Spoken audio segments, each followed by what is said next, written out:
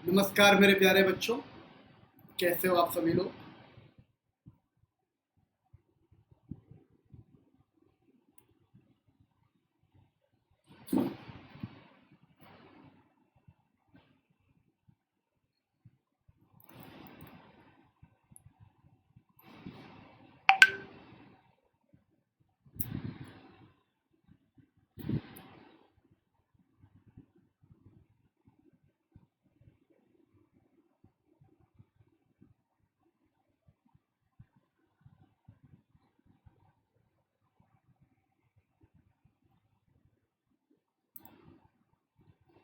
नमस्कार मेरे प्यारे बच्चों, कैसे हो आप सभी लोग। उम्मीद है कि आप सभी अच्छे होंगे।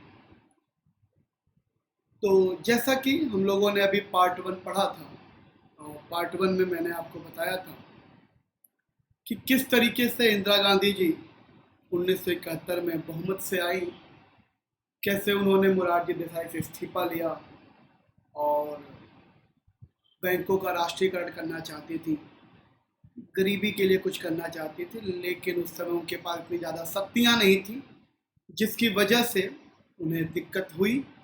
फिर 1971 में उन्होंने चुनाव करवाया और विधानसभा चुनाव, और पहली बार ऐसा हुआ कि विधानसभा चुनाव और लोकसभा चुनाव अलग हुए, और इंदिरा गांधी जी लोकसभा चुनाव 1971 में करा के बम्पर वोट से जीत कराई। 352 सीट उन्होंने जीता।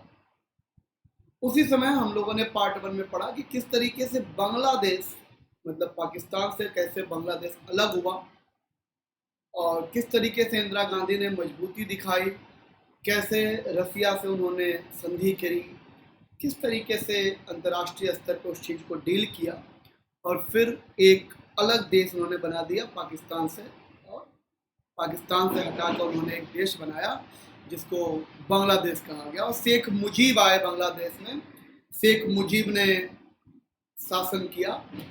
वहीं पे आके हम लोग रुके थे। उसके बाद हमने बताया कि इंदिरा गांधी का कितना धाक जमा, और यहाँ तक हमने आपको पढ़ा दिया पहले पार्ट में कि 1971-72 में, फरवरी मार्च में 72 में चुनाव हुआ, विधानसभा का चुनाव हुआ, और जिसमें कांग्रेस पार्टी की पूरी लहर थी और इंदिरा गांधी के नाम पर पूरी कांग्रेस पार्टी जीत गई थी। पूरे देश में कांग्रेस की सरकार बन गई। मैंने बताया कि किस तरीके से इंदिरा गांधी पावरफुल बन गई। अब जब पावरफुल बन गई तो उसके आगे की कहानी हम लोग इस पार्ट में पढ़ेंगे, क्या घटना घटी थी।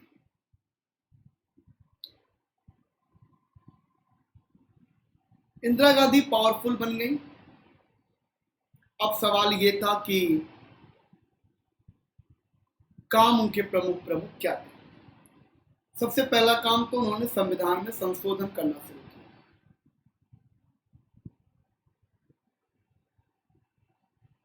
और उनके संशोधन के बारे में अगर हम बात करें तो कुछ प्रमुख संशोधन जिस पे हम लोग बात करेंगे, जैसे उन्होंने संशोधन किया 24वां संशोधन, 25वां संशोधन, फिर 26वां, 27वां, 28वां, करते करते लगभग 31 संशोधन किए। जिसमें अगर हम लोग प्रमुख संशोधन की बात करें तो छोटा मोटा मोटा पढ़ लेते, कोई कहानी ज़्यादा है, लेकिन ये आपको मालूम चलता रहेगा कि हल्का फुल्का कि संशोधन किस तरीके से हुआ। 24वां संशोधन उन्होंने किया।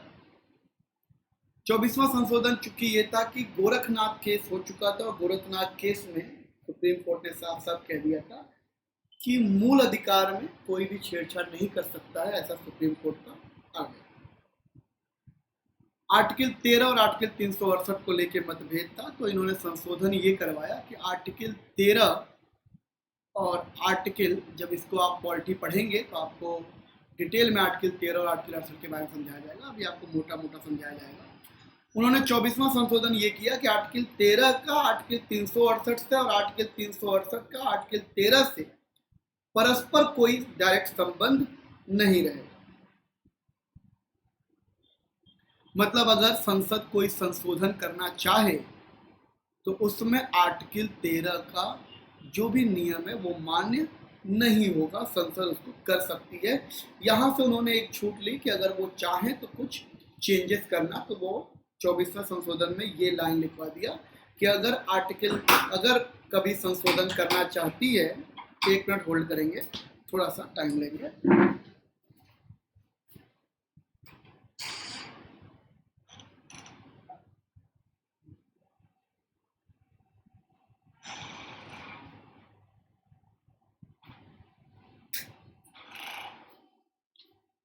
ठीक है, तो आर्टिकल 13 का उसमें कोई रोल नहीं होगा, ऐसा उन्होंने 24वें संशोधन में किया।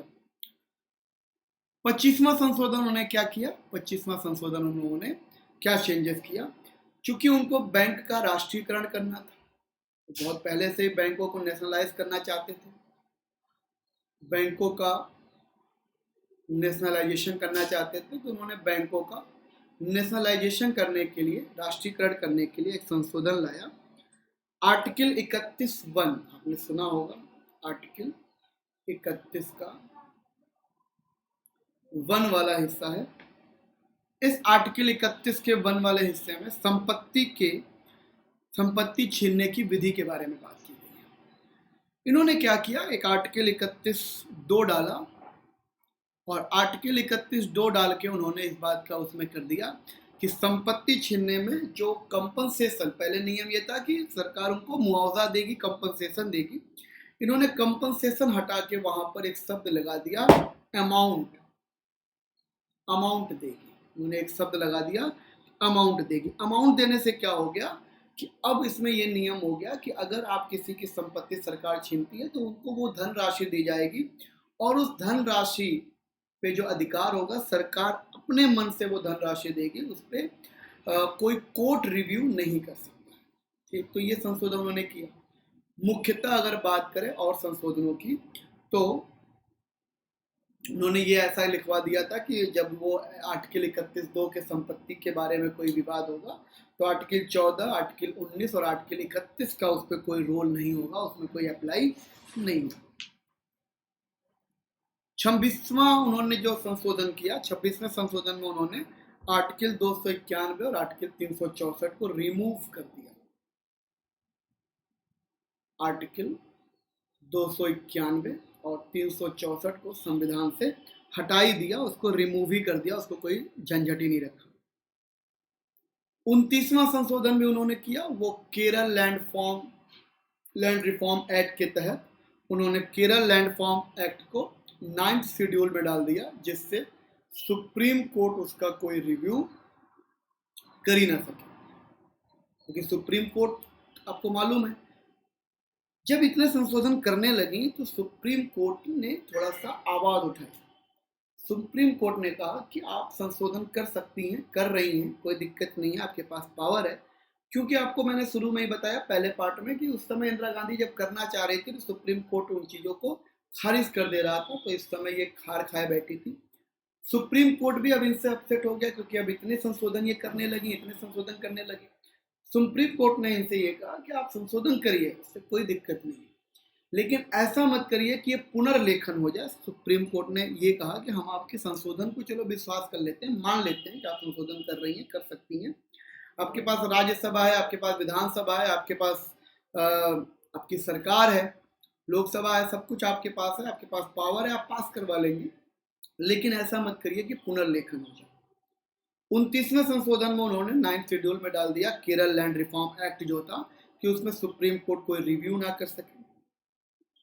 27वां संशोधन उन्होंने जो लाया था, वो 27वां संशोधन उन्होंने किया था, वो चूंकि ईस्ट क्षेत्र के बारे में था, पूर्वी क्षेत्र के बारे में। जैसा कि मैंने आपको पहले पार्ट में बताया कि जब पाकिस्तान में हमला हुआ, जब पाकिस्तान से लोग भाग के आए, तो वो बेसिकली कहाँ भाग के आए? त्रिपुरा में आए, असम में आए, मेघालय में आए, इन्हीं सब जगहों पर तो भाग के आए। तो अब इनको नॉर्थ ईस्ट क्षेत्रों को भारत में जोड़ने में नेहरू जी का बहुत बड़ा योगदान था, लेकिन इन लोग को वो चीजें नहीं मिल पा रही थी जो भारत के अन्य क्षेत्रों को मिल रहा था। तो ये संशोधन तो खैर अच्छा माना जाता है।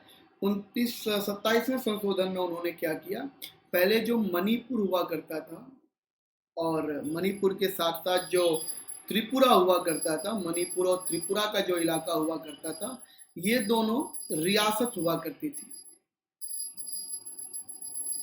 और पूरा नॉर्थ ईस्ट जो होता था वो असम होता था, पूरा नॉर्थ ईस्ट जो होता था वो असम का क्षेत्र होता था।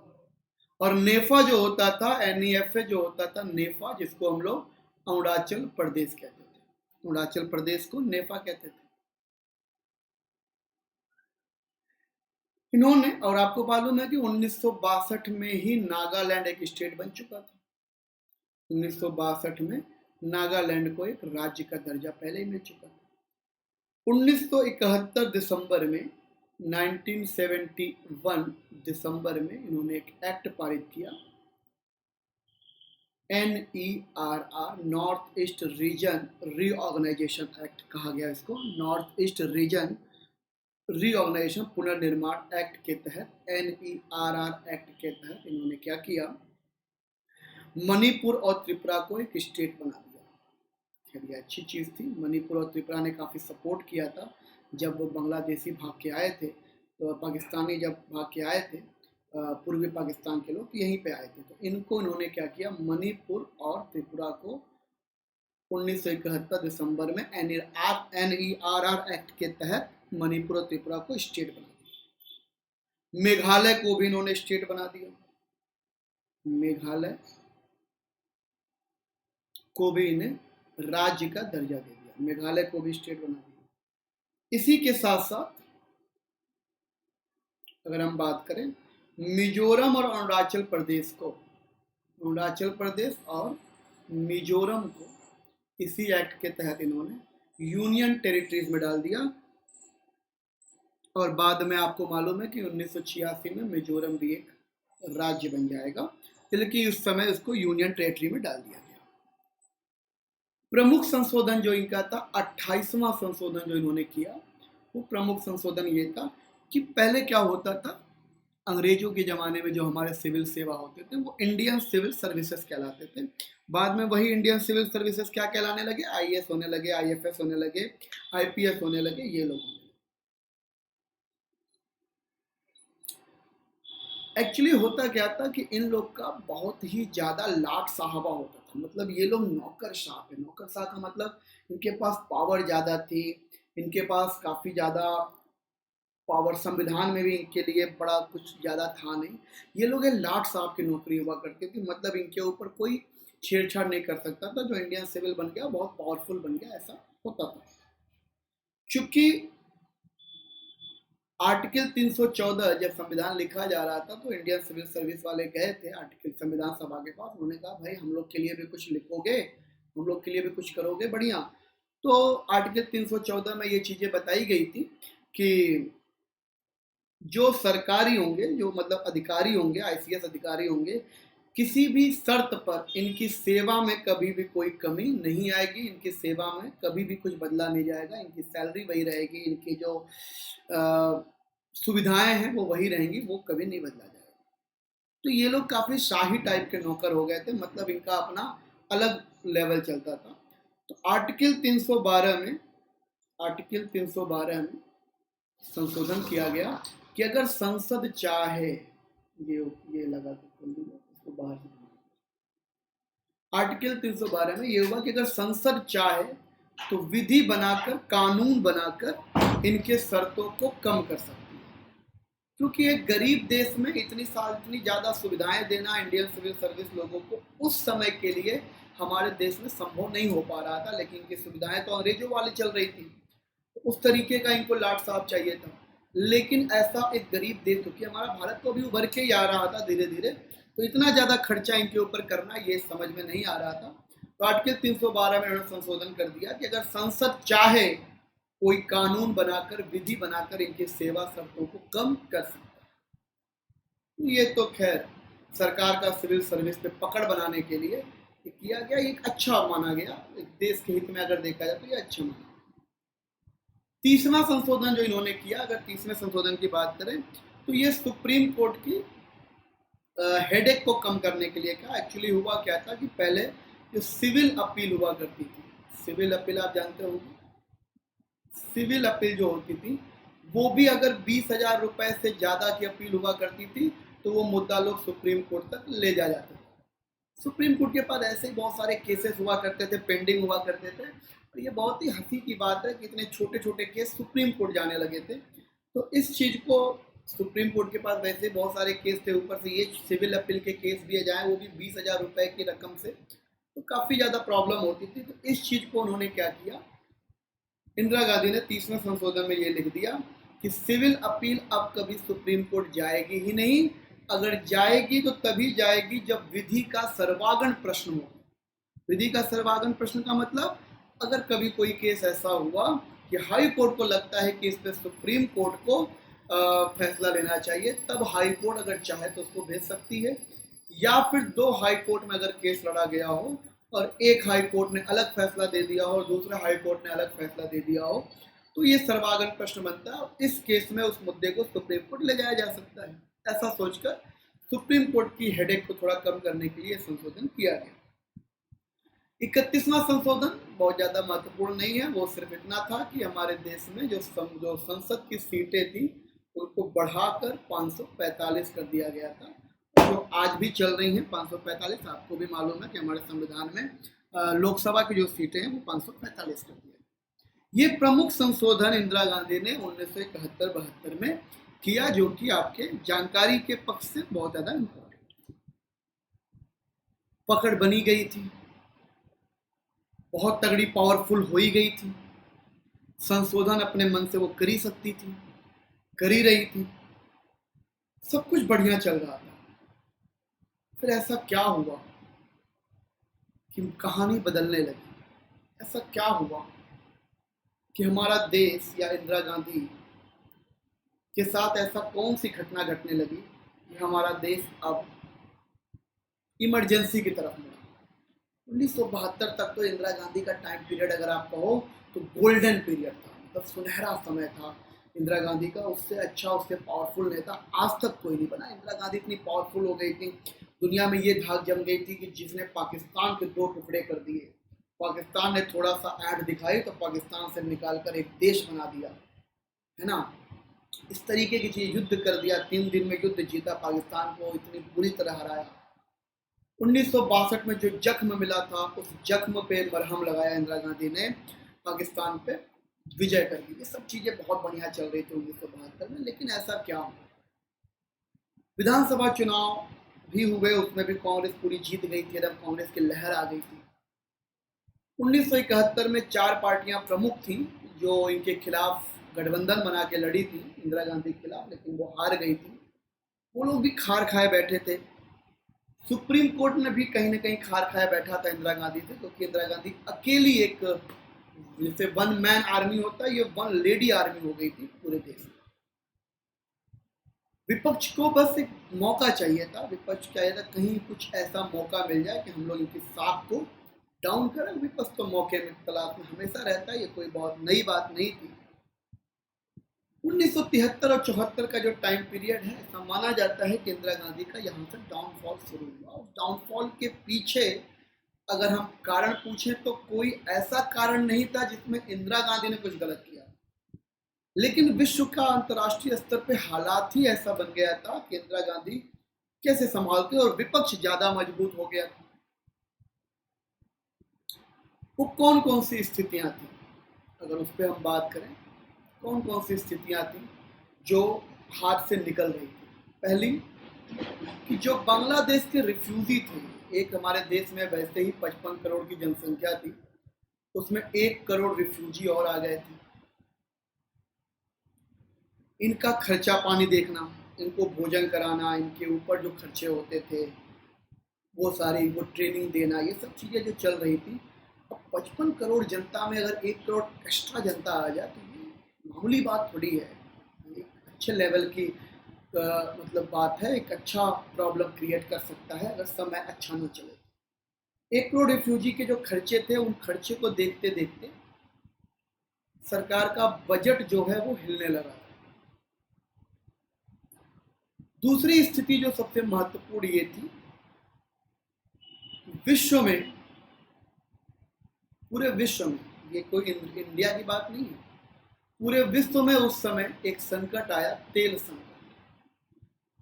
और ये संकट के पीछे इंदिरा गांधी का क्या रोल था? कोई रोल नहीं था, ये संकट विश्व में आया था, हर देश इससे जूझ रहा था। विश्व में तेल संकट आया जिसकी वजह से पेट्रोल और डीजल के दाम बढ़ गए।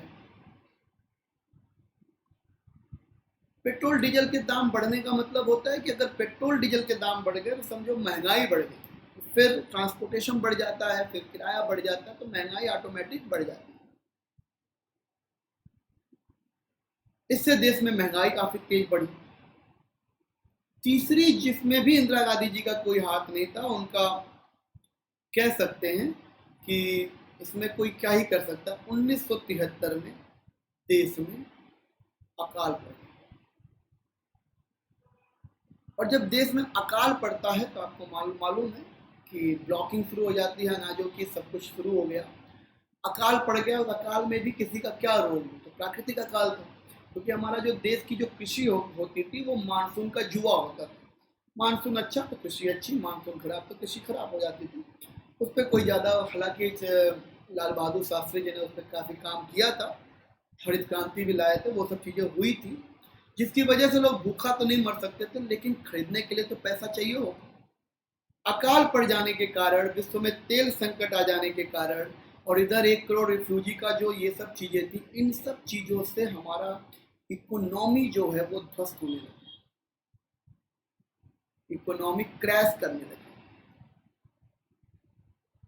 और इस हालात में सरकार जो कि गरीबी हटाओ का नारा दे रही थी, वो गरीबी हटाने के बजाय गरीबी बढ़ने की तरफ काफी परेशानी हुई।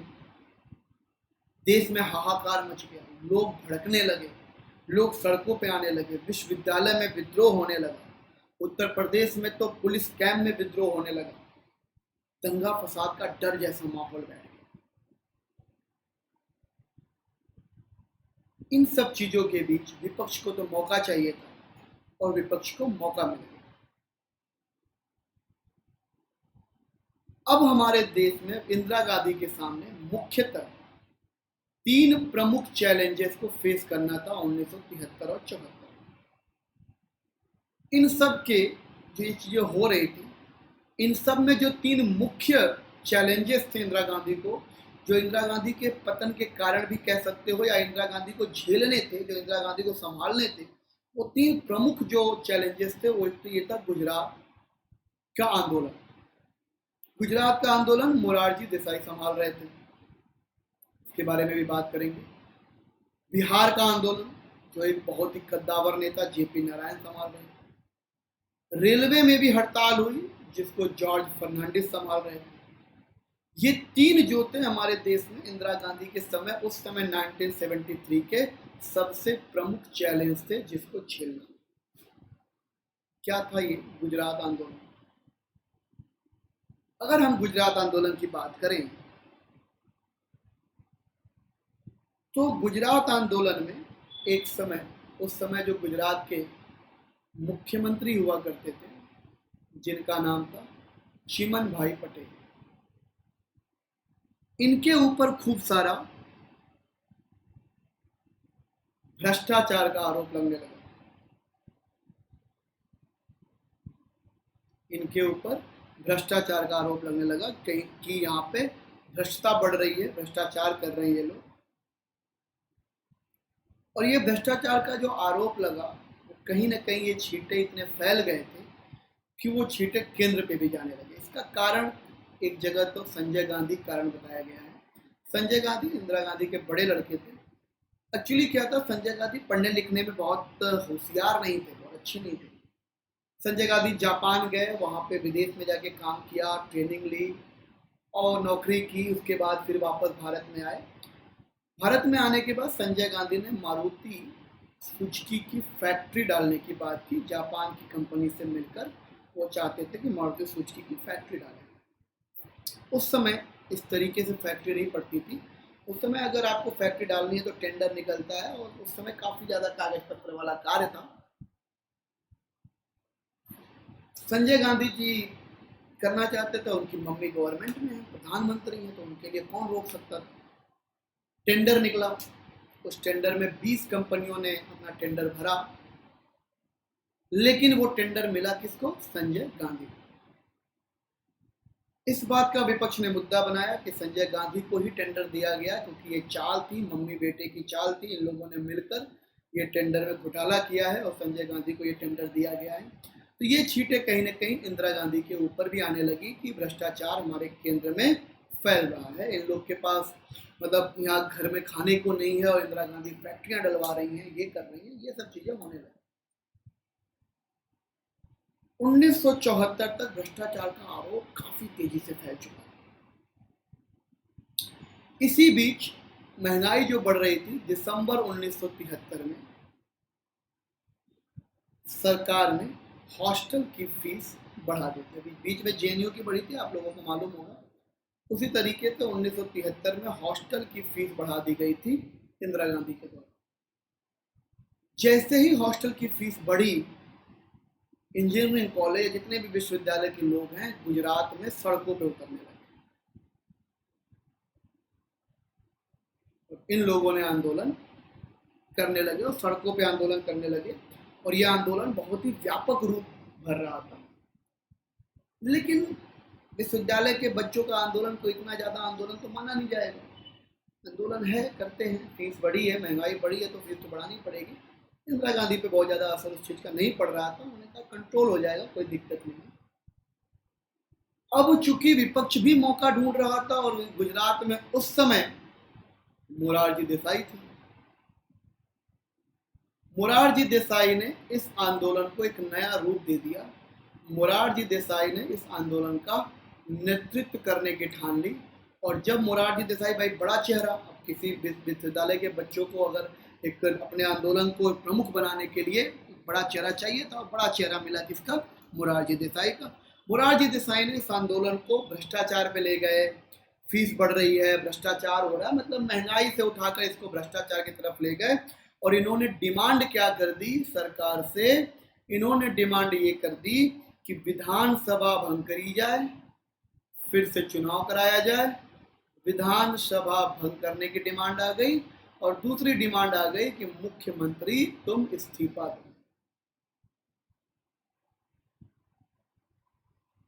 मुख्यमंत्री को इस्तीफा देने की डिमांड आ गई।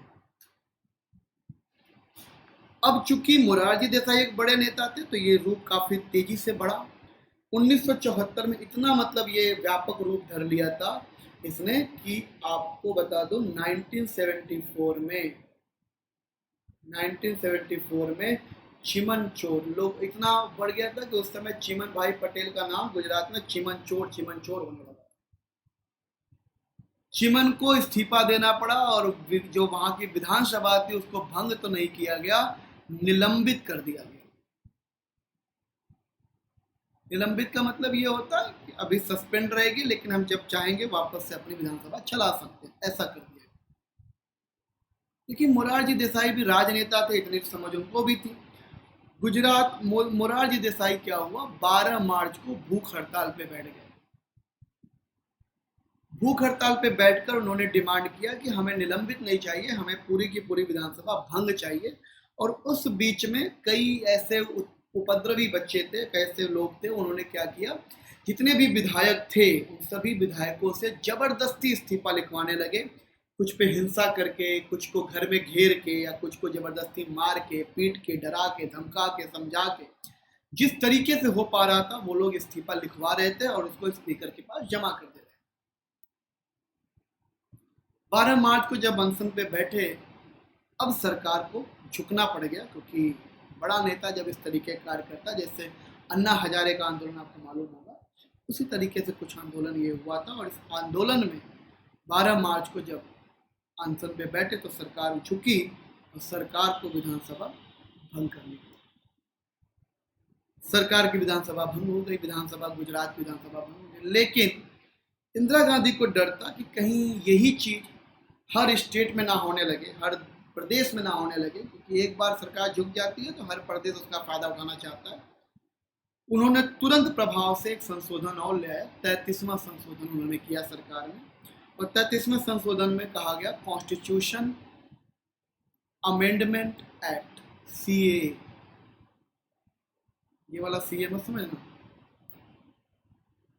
Constitutional amendment act. इस एक्ट के तहत उन्होंने ये किया कि चूंकि इतने जबरदस्ती इस्तीफा लिखवाए जा रहे थे, तो वो डर गई कि कहीं ये हर स्टेट में ना होने लगे, तो उन्होंने एक एक्ट निकाल दिया कि अगर कोई भी विधायक या कोई भी एमएलए या एमपी अपना इस्तीफा देता है स्पीकर को, विधानसभा को, लोकसभा को, तो ये उनके स्पीकर या उनके अध्यक्ष की जिम्मेदारी है कि पहले वो ये सुनिश्चित कर लें कि ये इस्तीफा अपने मर्जी से आया है या फिर किसी और दबाव में आया है। जब ये इस्तीफा मर्जी से आया होगा तभी ये इस्तीफा मान्य होगा, अदरवाइज इस्तीफा मान्य नहीं होगा। तो यहाँ से उन्होंने उस चीज़ को कंट्रोल कर लिया जो वहाँ के लोग कर रहे थे। तो इस एक्ट के तहत ये वाला खेल जो किया था लोगों ने, वो खेल समाप्त हुआ। गुजरात के इस आंदोलन का नाम मोरारजी देसाई ने नव निर्माण आंदोलन बोला, और यहाँ पे गुजरात का आंदोलन काफी तेजी से फैला, विधानसभा भंग कर दी गई।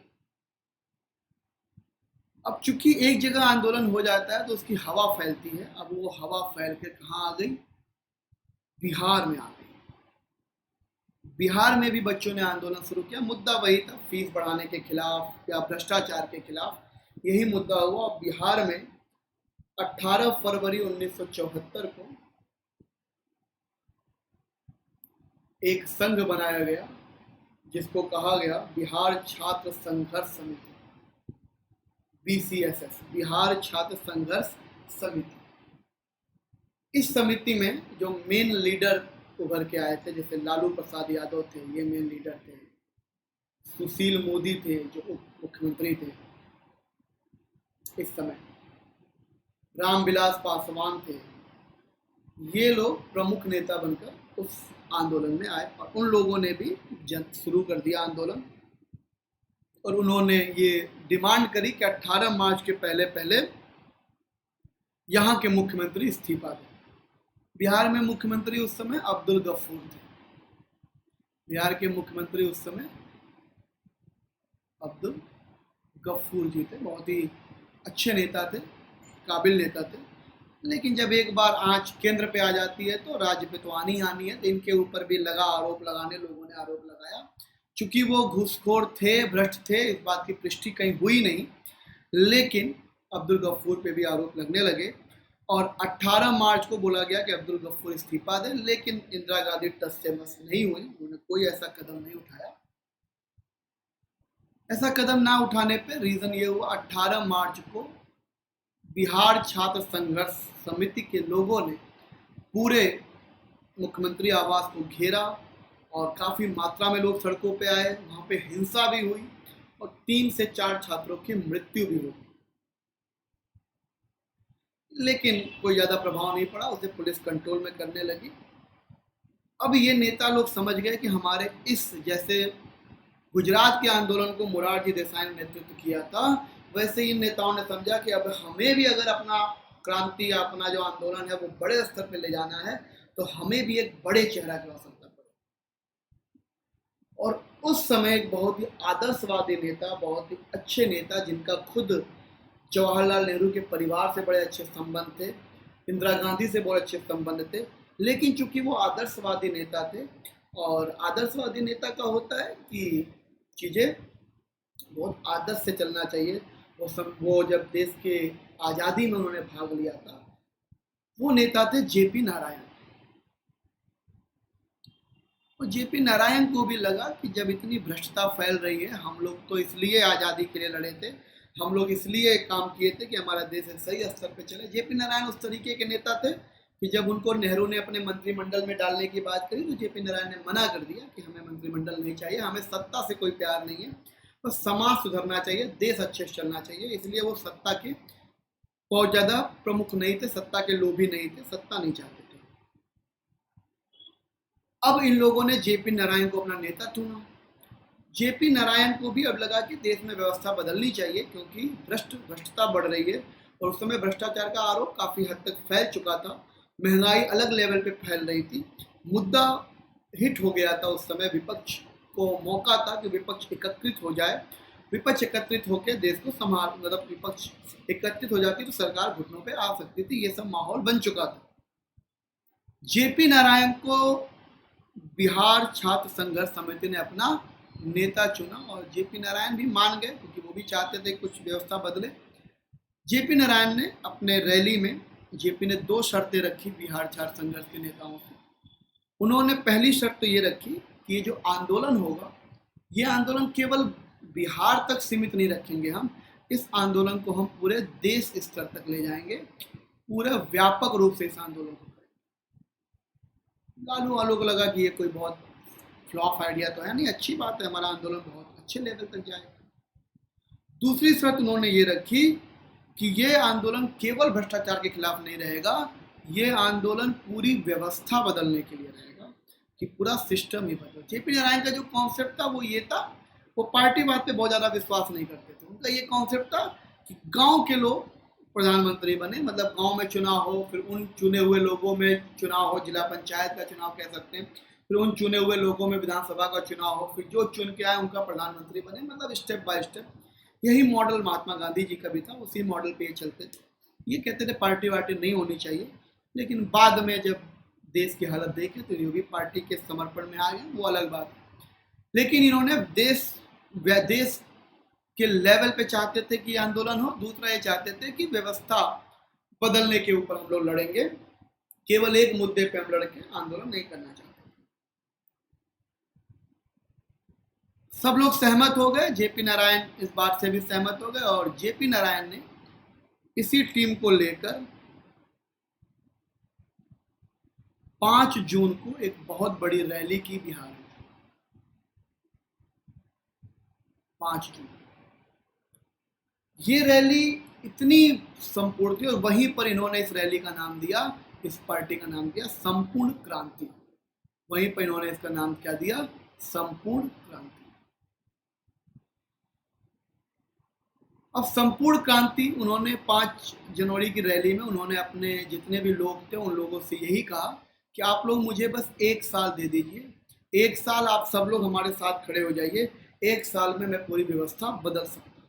1 साल इस तरीके से मांगा कि कोई भी व्यक्ति काम ना करे, सरकारी अफसर सरकार में ना जाए, पुलिस अपना काम ना करे, मीडिया अपना काम ना करे, सब लोग अपना काम रोक दें, तो हम चाहेंगे तो इस 1 साल के अंदर व्यवस्था को बदल सकते हैं। जैसे महात्मा गांधी ने अंग्रेजों के खिलाफ नीति अपनाई थी, वही नीति जेपी नारायण यहाँ पे अपनाई। खैर,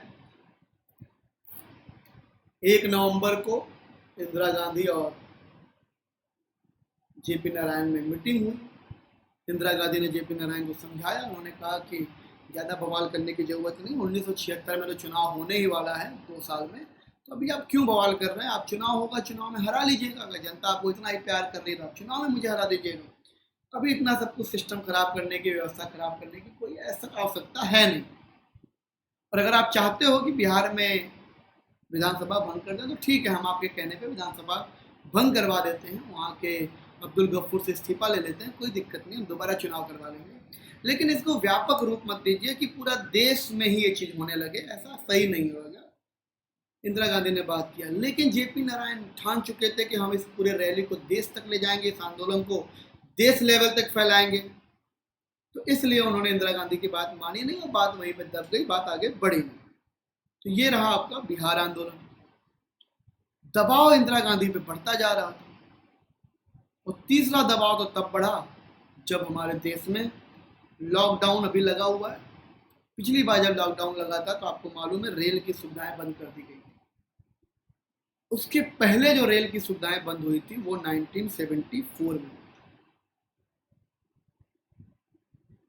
रेलवे की हड़ताल क्या हुई? All India railway main federation, all India railway main federation, या इसको कहते हैं AIRMF।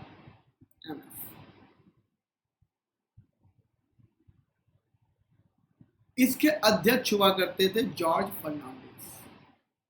जॉर्ज फर्नांडिस ने गठबंधन में चुनाव भी लड़ा था इंदिरा गांधी के खिलाफ, लेकिन वो केवल 2 ही 3 सीट ले पाए थे, जीत नहीं पाए थे। लेकिन एक बड़ा चेहरा था, बड़ा नाम था, रेलवे में इनकी बड़ी धाक हुआ था।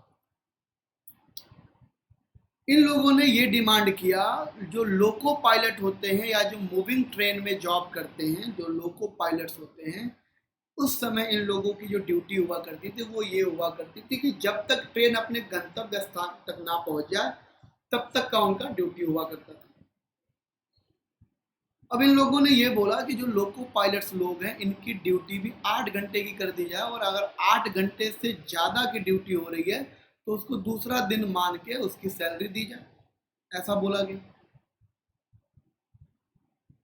इसको लेकर 70% स्टाफ जो है वो आ गया हड़ताल पे, और 70% लोगों ने पूरा एक बेहतरीन आंदोलन किया। और इस आंदोलन जो है, ये आंदोलन बेसिकली 20 दिन तक चला। ये आंदोलन 8 मई से शुरू हुआ था ये आंदोलन बेसिकली शुरू कब हुआ था? 8 मई 1974 से, और ये आंदोलन चला कब तक? 28 मई 1974।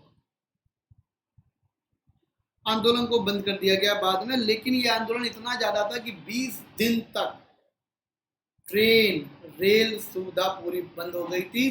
देश जहां भी था वहीं पे ठहर गया था। ये 3 चैलेंज इंदिरा गांधी के लिए बहुत प्रमुख हो गए। दबाव काफी ज्यादा था इनके ऊपर।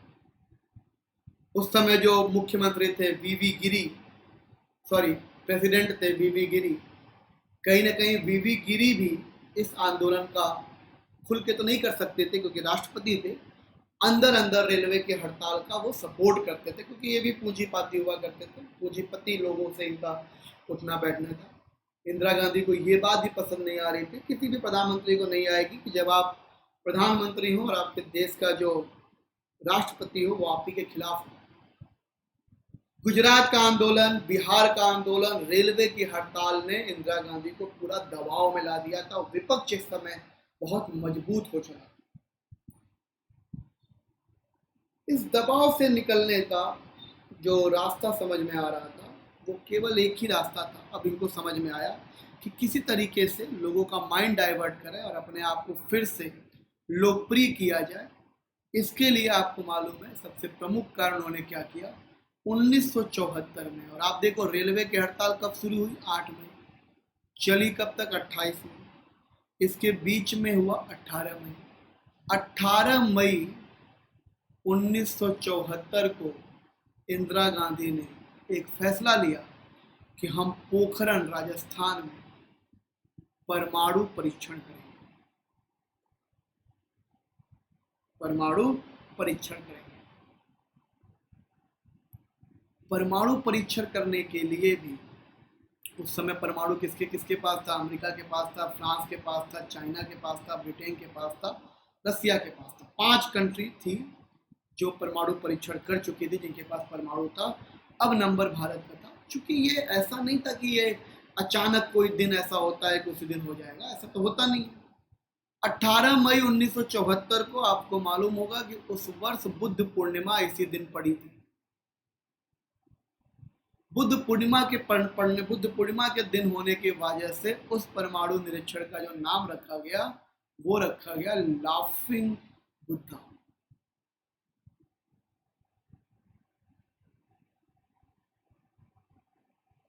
लाफिंग बुद्धा मतलब मुस्कुराते हुए बुद्ध, ये रखा। पोखरण का परमाणु प्रशिक्षण हुआ, लेकिन इसके पीछे भी छोटी सी कहानी है। आपको मालूम है जब 1962 में चाइना से युद्ध हुआ था भारत का, जवाहरलाल नेहरू उस समय प्रधानमंत्री थे, तो उस समय रसिया जो था वो भारत का साथ देने का वादा किया था, लेकिन जब युद्ध हुआ तो भारत का साथ कोई नहीं दिया। ये बात नेहरू जी को समझ में आ गई कि मौका पड़ने पे कोई भी साथ नहीं आता है, इसलिए अपने पैरों पे खड़ा होना जरूरी है। होमी जहांगीर भाभा से नेहरू जी ने बात करी, तो उनसे बात करी, कही कि हमें अपना व्यक्तिगत परमाणु बनाना पड़ेगा, व्यक्तिगत कुछ करना पड़ेगा। और होमी जहांगीर बाबा जो थे वो शुरू हो गए। प्रधानमंत्री की बात थी, देश की बात थी, विदेश में काम करते थे, लेकिन वो जब बात हुई नेहरू से तो वो भारत में आ गए। भारत में ही आकर उन्होंने भाभा रिसर्च सेंटर बनाया और वो भाभा भारत में ही बस गए। इनकी बाद में मृत्यु हो जाती है। होमी जहांगीर बाबा ने इस पर काम करना शुरू कर दिया था। जवाहरलाल नेहरू ने उधर इस पे काम करना शुरू कर दिया। जवाहरलाल नेहरू ने इस पे काफ़ी सपोर्ट किया। टाटा, जमशेद टाटा जी ने भी काफ़ी सपोर्ट किया था, उन्होंने भी, ठीक है, सब सपोर्ट चल रहा था, ये सब चीज़ें चल रही थी। 1966 में जब शास्त्री जी आए तो उन्होंने ज़्यादा परमाणु परीक्षण पे ज़्यादा ध्यान नहीं दिया। वो जनता के लिए काम कर रहे थे, वो किसान, और उनके पास और भी बहुत सारी जिम्मेदारी थी। 2 ही साल तो प्रधानमंत्री रहे, तो परमाणु बहुत ज़्यादा ध्यान नहीं दिया। उधर मरते हैं, आपको मालूम होगा कि 11 जनवरी को शास्त्री जी की मृत्यु होती है 1964 में, 66 में, और 13 दिन बाद ही रहस्यमय तरीके से भाभा, होमी जहांगीर भाभा की भी मृत्यु हो जाती है। ऐसा माना जाता है, कोई पुष्टि इसकी हो नहीं पाई। इसका माना जाता है कि जो इंटरनेशनल लोग थे, अंतर्राष्ट्रीय लोग थे, वो नहीं चाहते थे कि हमारे देश में परमाणु जैसा कुछ आए, इसलिए वो लोग ये हत्या कर रहे थे। बाद में इंदिरा गांधी ने राम रमन्ना नामक एक साइंटिस्ट है उनको एक काम दिया था। बहरहाल परमाणु बना और 1974 में 18 मई को परमाणु का परीक्षण किया गया। तो परमाणु का परीक्षण जो हुआ बहुत सफल हुआ। इंदिरा गांधी को लगा कि इस वजह से कुछ दबाव कम होगा और देश में उनका नाम होगा, फिर से धाक जमेगी। हुआ ऐसा, परमाणु परीक्षण कराया भारत, भारत छठा देश बन गया इंडिया। और इस समय इंदिरा गांधी का फिर से एक बार वो पॉपुलैरिटी लौट आई, जो पॉपुलैरिटी वो इस बवाल के चक्कर में खो गए। विपक्ष के नेता को भी जानबूझ के, चाह के भी ना चाहते हुए भी बधाई देना पड़ा और हमारे देश में परमाणु परीक्षण हो गया और इस तरीके से चीजें हो गई। लेकिन विपक्ष कमजोर नहीं पड़ा, विपक्ष जो है इस चीज पे लड़ता रहा और विपक्ष जो है इस चीज पे बात करता रहा। 1974 में राष्ट्रपति का चुनाव हुआ।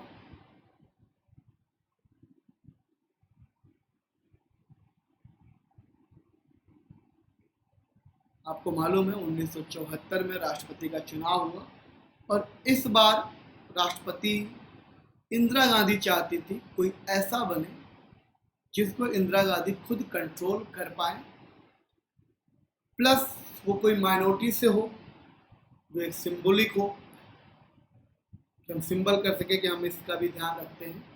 सारी चीजें देखते हुए कई सारे नाम सामने आए। बाबू जगजीवन जी का नाम सामने आया, सरदार स्वर्ण सिंह का नाम सामने आया। लेकिन ये लोग कद्दावर नेता थे। इंदिरा गांधी को लगता था कि ये अभी तो हमारी बात सुनते हैं, कैबिनेट में बैठते हैं तो मेरी बात सुनते हैं, हो सकता है कल को राष्ट्रपति बन जाए तो हमारी बात ना सुने।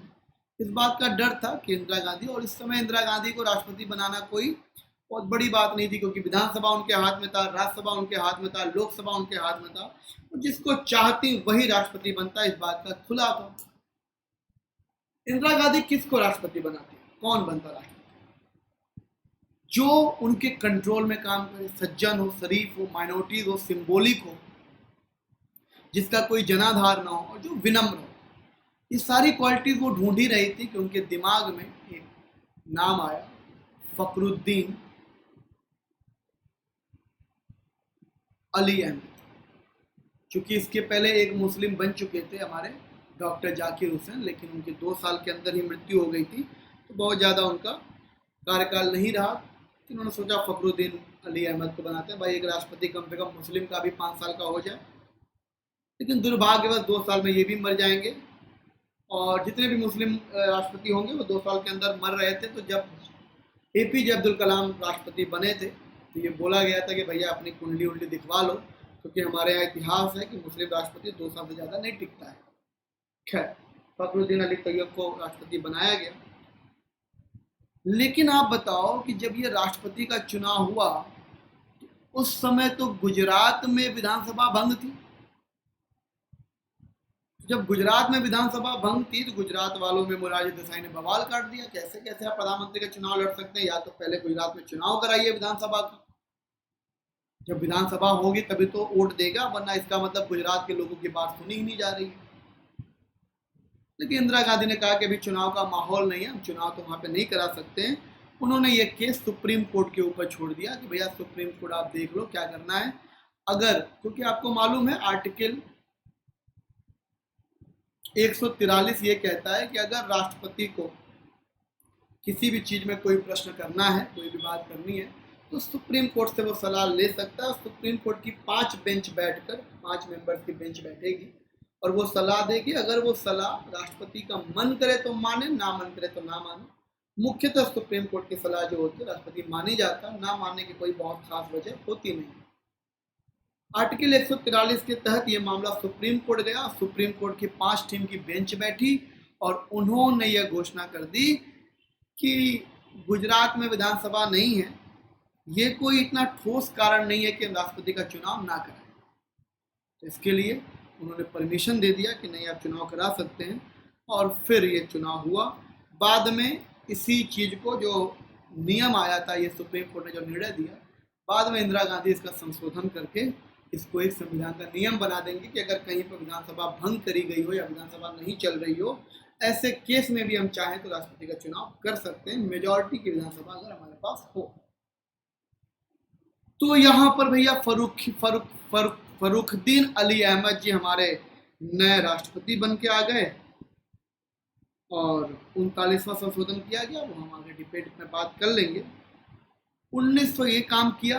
1974 में ही एक प्रमुख काम और किया इंदिरा गांधी ने। चीन के लाख विरोध होने के बावजूद, अंतर्राष्ट्रीय स्तर पे चीन का एक धाक होने के बावजूद, लोगों को समझाना, लोगों की कूट राजनीति करना, लोगों से बात करनी, अंतर्राष्ट्रीय स्तर पे बात करके बहुत ही हिम्मत का काम किया इंदिरा गांधी ने। 1974 में सिक्किम को एक नया राज्य बनाया। सिक्किम को एक नया राज्य 1974 में सिक्किम एक नया राज्य। इस तरीके से 1974 बीत गया। अब आया सबसे कठिन घड़ी 1975, जिसमें इमरजेंसी लगी। जैसा कि मैंने आपसे कहा था कि मैं 1975 तक ही आपको पढ़ाऊंगा। 1975 की क्लास अगर आप ये वाली क्लास नहीं देखते हो तो आप समझो कि आपने अभी तक जो भी पढ़ा वो अधूरा रह जाएगा, क्योंकि ये सारी चीज़ें 1975 में अब एक साथ आएंगी और यही सब चीज़ें क्रिएट करेंगे एक ऐसा माहौल कि देश में इमरजेंसी लगानी पड़ जाएगी या ज़बरदस्ती लगाई गई क्या है। इस राज से पर्दा हम लोग उठाएंगे पार्ट नंबर 3 में। यहाँ तक आपको क्लास समझ में आई होगी तो कमेंट करके जरूर बताइएगा, अच्छी लगी होगी तो कमेंट जरूर करिएगा। Thank you, all the best. Part 3 मत देखना, क्योंकि पार्ट 3 ही सारे राज से पर्दे उठाएगा। Thank you, all the best.